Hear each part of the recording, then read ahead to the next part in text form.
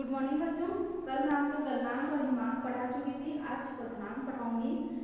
Mobile problem है बहुत मेरा, ठीक है, थोड़ा सा ही पढ़ा पाऊंगी आज, ज़्यादा तो नहीं। आज पढ़ेंगे क्वथनांक। पहले तो गलनांक और हिमांक को थोड़ा सा रिपीट कर देते हैं। गलनांक माने कोई ठोस द्रव में बदलता है और हिमांक माने कोई द्रव ठोस में बदलता है।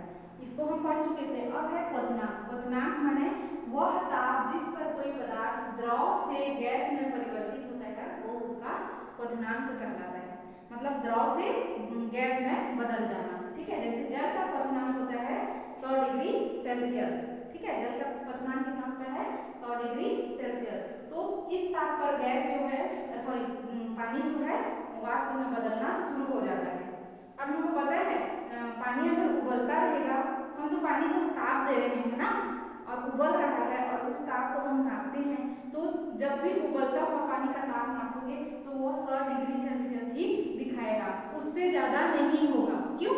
क्योंकि उस समय क्या होता है, जो जितनी ऊष्मा हम बाकी ऊष्मा दे रहे हैं ना, वो ऊष्मा वाष्प बनने में खर्च हो जाती है, इसलिए उसका ताप स्थिर ही बना होता है। तो इस प्रकार हम एक चीज देखें, बर्फ पिघल के पानी बनता है, पानी का वाष्पन होता है तो वाष्प बन जाता है।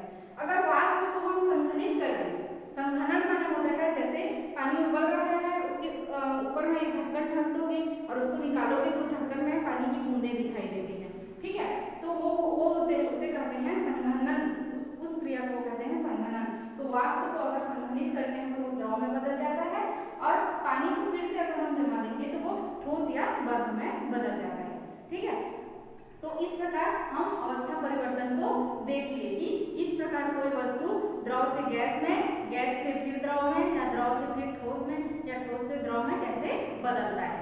तो कुछ ऐसे उदाहरण और भी हैं अवस्था परिवर्तन के, ठीक है। अवस्था परिवर्तन के एक उदाहरण है जिसमें क्या कारण है कि हम गर्म पानी से कम जलते हैं और भाप से हमें ज़्यादा चोट लगती है या फिर वो ज़्यादा कष्टदायी होता है। भाप से जलने से हमको ज़्यादा कष्ट होता है। वो इसलिए होता है क्योंकि गर्म पानी में जो भाप बन रहा है उसमें क्या होता है, जो ऊष्मा देते हैं वो ऊष्मा भाप को बनाने के लिए खर्च हो जाती है, मतलब भाप में जुड़ जाती है वो ऊष्मा, इसलिए भाप से जलने से हमको ज़्यादा कष्ट होता है। शरबत में बर्फ का टुकड़ा डालते हैं तो वो ठंडी हो जाती है। ऐसा क्यों होता है? बर्फ क्या होता है, शरबत की गर्मी को अपने में अवशोषित कर लेता है और शरबत को ठंडा कर देता है। ओले गिरने के बाद वायुमंडल का तापमान कम हो जाता है। ऐसा क्यों होता है? जब ओला गिरता है, ओला माने बर्फ का टुकड़ा, ठीक है। जब ओला गिरता है तो ओला को कैसे पिघलेगा? वो वायुमंडल के ऊष्मा को अवशोषित कर लेगा और पिघल जाएगा। तो उस कारण से वायुमंडल की ऊष्मा कम हो जाती है, जिसके कारण वायुमंडल ठंडी महसूस होती है, ठीक है। तो ऊष्मा का रासायनिक और जैविक दोनों प्रकार से परिवर्तन है। रासायनिक परिवर्तन में आपको मैं ज़्यादा कुछ नहीं बताऊंगी, बस चूना जान रहे हो ना, चूने में अगर हम पानी को मिला देते हैं तो जिस पात्र में वो चूना रखा होता है वो पात्र गर्म हो जाता है। ऐसा ये ऊष्मा का ही एक रासायनिक परिवर्तन का उदाहरण है। इसको आप आगे पढ़ोगे तो जानोगे, ठीक है। और जैविक परिवर्तन में मैं आपको बता सकती हूँ, जैविक परिवर्तन में जैसे गर्मियों में दूध जल्दी खराब हो जाता है, भोजन जल्दी खराब हो जाता है, क्योंकि उस समय ऊष्मा जो वायुमंडल का तापमान होता है बहुत ज़्यादा होता है। तो उसको बचाने के लिए क्या करते हैं, दूध को बहुत ज़्यादा ताप पर गर्म करते हैं। मतलब कम से कम 60 डिग्री सेल्सियस में दूध को अगर गर्म करते हैं तो दूध के जीवाणु मर जाते हैं, जिसके कारण दूध खराब नहीं होता है, और वह उसको मतलब बार बार गर्म करना पड़ता है गर्मी के दिनों में। और भोजन को बचाने के लिए हम उसको फ्रिज में रख देते हैं। फ्रिज में रखने से क्या फायदा होता है? फ्रिज में रखने से ये फायदा होता है कि जो भोजन के जीवाणु होते हैं या जो भी बैक्टीरिया होते हैं वो निष्क्रिय हो जाते हैं या फिर मर जाते हैं, ठंडा में वो मर जाते हैं। इस कारण भोजन खराब नहीं हो पाता है, ठीक है। इस प्रकार और भी है, कम ताप पर जीवाणु क्या होते हैं, मर जाते हैं, और बहुत अधिक ताप पर भी जीवाणु मर जाते हैं। इसलिए या तो रेफ्रिजरेटर में रखा जाता है वस्तुओं को या फिर उसको बहुत ज़्यादा गर्म किया जाता है। ठीक है, अगला है स्तनधारी कोशिकाओं में वृद्धि। हाँ देखो यहाँ पे थोड़ा सा आपको मैं बताऊंगी, ये जो होता है मनुष्य का सामान्य ताप होता है 37 डिग्री सेल्सियस।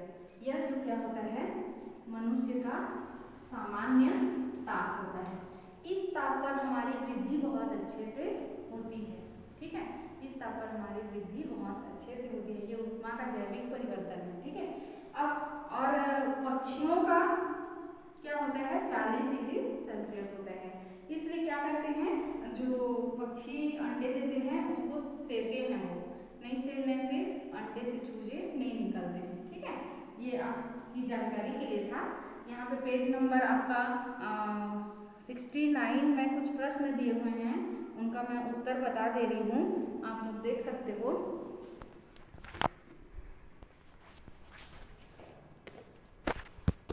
यहाँ देखिए, किसी पदार्थ का पिघलना और जमना एक ही ताप पर होता है, क्यों? मैं आपको बताई हूँ किसी भी चीज़ का गलनांक और हिमांक हमेशा बराबर होता है।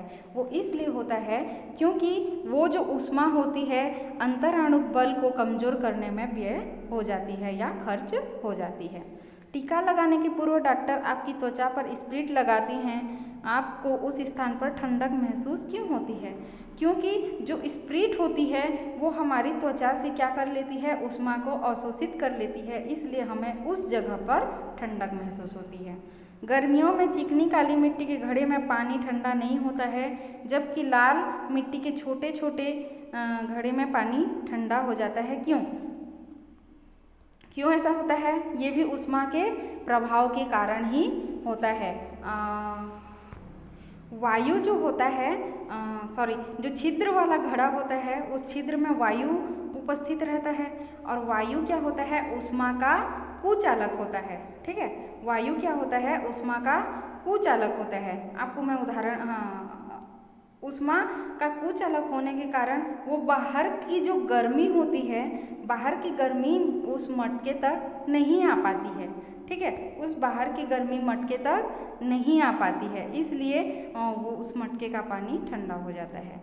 दूध को फटने से बचाने के लिए गर्मियों में उसे कई बार गर्म करना पड़ता है या रेफ्रिजरेटर में रखना पड़ता है। क्यों? अभी बताई हूँ, अगर कई बार गर्म करते हैं जीवाणु खत्म हो जाते हैं, या रेफ्रिजरेटर में रखने से जीवाणु मर जाते हैं, इसलिए उसको ऐसा किया जाता है। तो इस प्रकार हम लोग आज इतना ही देखेंगे ऊष्मा और ताप में। आगे को मैं नेक्स्ट क्लास में बताऊंगी। ठीक है।